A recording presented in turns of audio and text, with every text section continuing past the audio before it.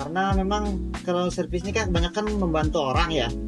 Kadang-kadang saya tuh membantu orang tidak minta bayaran. Jadi kan kadang-kadang memang ada beberapa kerusakan ringan saya perbaikin, terus gak saya minta bayaran. Mungkin karena orangnya kelihatannya kurang mampu atau orangnya kelihatannya baik gitu. Jadi kebanyakan seringan tuh kalau memang kelihatan kayak gitu, jadi agak digratiskan atau dikasih biaya modalnya aja.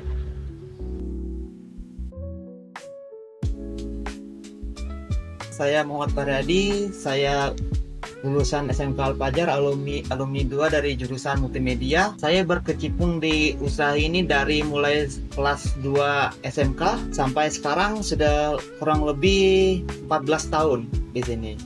Dan usaha ini dimulai dari abang saya yang pertama buka tokonya atas nama toko Depa dulu.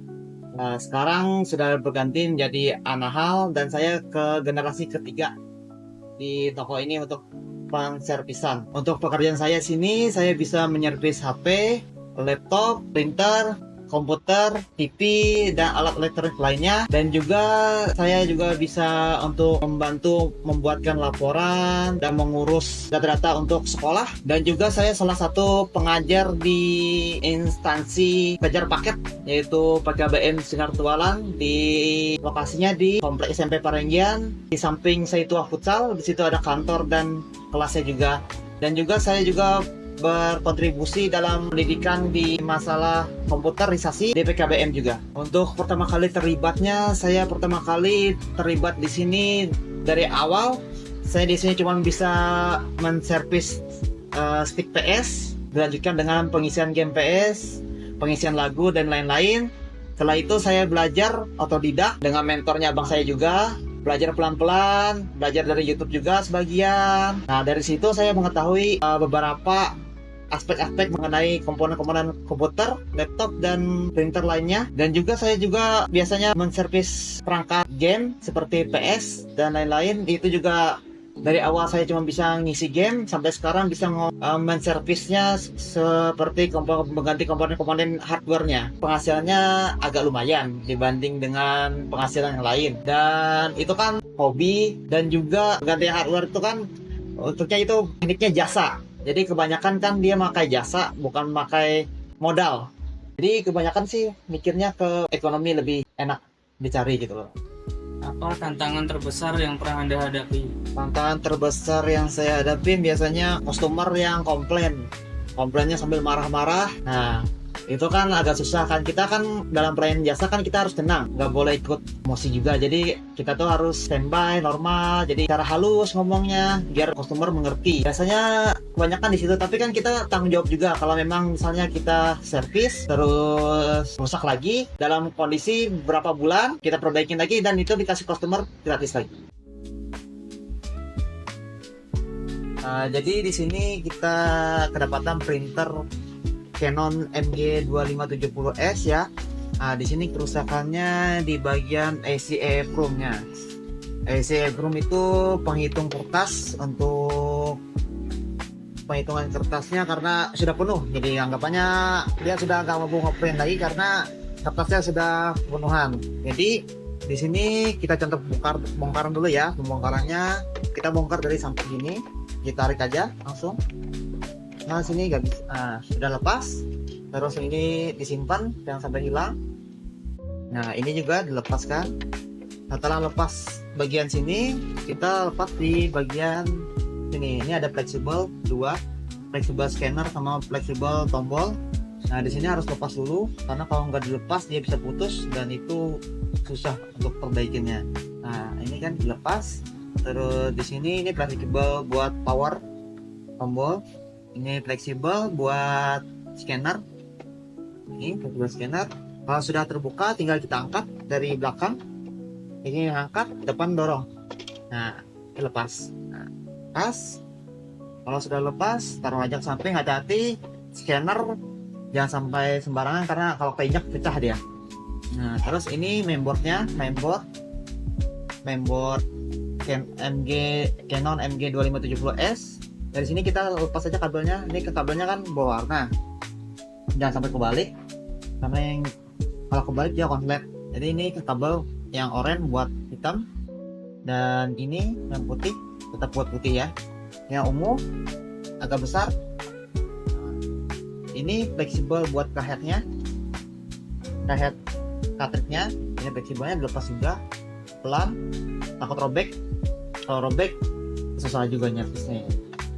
Oke, ini juga dilepasin juga, lepasin.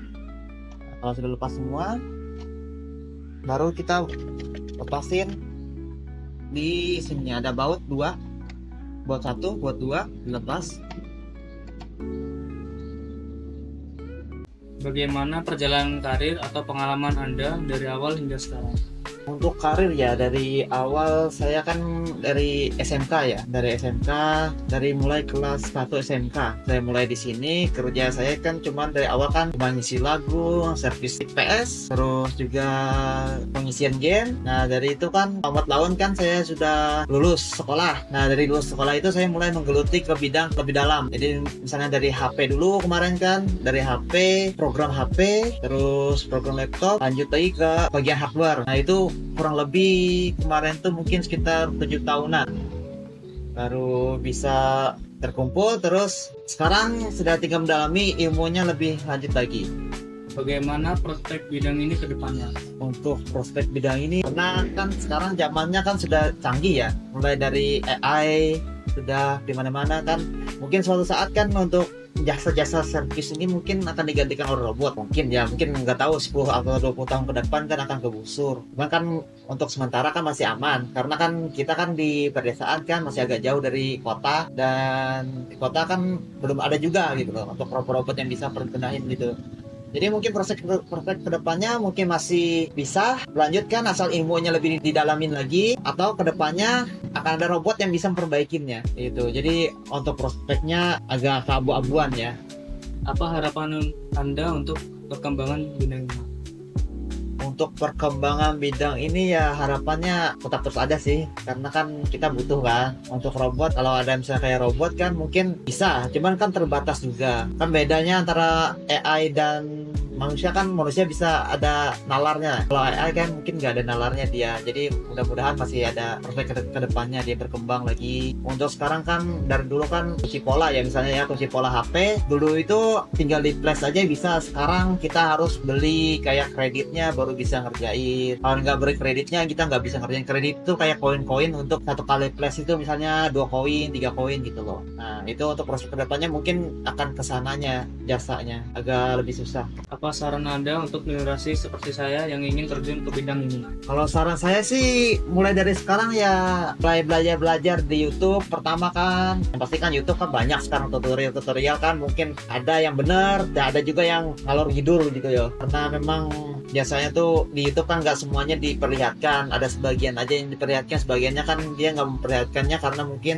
takut harganya jatuh atau apa kan. Ya, seperti contoh aja di sekarang kan harga-harga kayak gitu kan mulai jatuh. Nah, karena memang orang sebanyakan sudah bisa nyervis sendiri kan, jadi kebanyakan tuh harganya mulai jatuh. Dari dulu kan harganya 4,5, sekarang sisa 200, 2,5, jadi agak jauh jatuhnya. Itu kurang lebih 5 tahunan yang jatuh banget itu. Jadi untuk anak-anak sekarang kalau mau dalami servis, lebih baik ya belajar dari mulai sekarang sih, belajar dari YouTube misalnya kan, oprek-oprek apa gitu, coba-coba. Nanti kalau bisa kan baru coba punya orang. Nah masalahnya dari situ kan dia kalau masalah rusak lagi kan dia harus tanggung jawab, jadi harus siap mental gitu. Kalau memang rusak dan dia harus perbaikinnya ke toko servis yang bisa gitu kan, jadi kan agak rancu juga ya. Apa rencana atau proyek Anda ke depannya? Oh, rencana saya mungkin kalau ke dalam bidang servis agak kurang ya rencananya bidang servis, karena memang servis itu kan sekarang banyak cabangnya orang di mana-mana. Jadi kalau ke servis mungkin enggak, mungkin saya akan pindah ke haruan lain, misalnya buka toko komputer atau buka bikin kos-kosan, kan itu lebih prospeknya lebih tinggi. Atau beli kebun, nah itu lebih tinggi daripada kan kayak servis kan mumpung mungkin masih ada, cuman kan nggak didalamin lebih lanjut lagi. Mungkin prospeknya lebih ke hal bidang lain gitu loh. Jadi saya dulu tuh dari SMK saya sudah ikut dalam salah satu pengembang kejar paket di Parenggian. Jadi kan saya dulu tuh membantu kejar paket itu, sudah terdaftar sebagai tenaga pendidik di sana. Jadi saya di sana sebagai operator dan juga proktor. Ini satu lagi saya jelaskan mengenai iPhone ya. iPhone yang kunci akun iCloud-nya. Jadi kalau kekunci iCloud ini sama aja kayak bunuh diri ya HP-nya ya. Hampir nggak bisa diperbaikin. Bisa diperbaikin, cuma biayanya lebih mahal daripada biasanya gitu loh. Jadi kalau iPhone iCloud ini kita perlu koordinasi sama orang-orang untuk bypass tuh. Kalau kita pikir-pikir tuh kalau kita sebut tuh mungkin bypass tuh sejenis kayak kita program paksa dia buat bisa masuk. Tapi karena iPhone ini kan agak susah, dia kan security-nya tinggi iPhone ya. Jadi kan nggak kayak Android. Jadi kalau Android masih bisa bobo, kalau iPhone ini agak susah. Jadi kalau iPhone ini saya punya grup sendiri, sudah ada 4 grup masing-masing. Jadi khusus untuk nge-bypass iPhone yang lupa ikut atau iPhone yang hilang atau iPhone yang gimana gitu loh. Hanya kan iPhone ada yang lupa ikut orang atau emang iPhone kayak anggap kayak kriminal dikit ya. Jadi kayak dia nemu iPhone mau ngepake, jadi dia ke sini ke grup khusus gitu.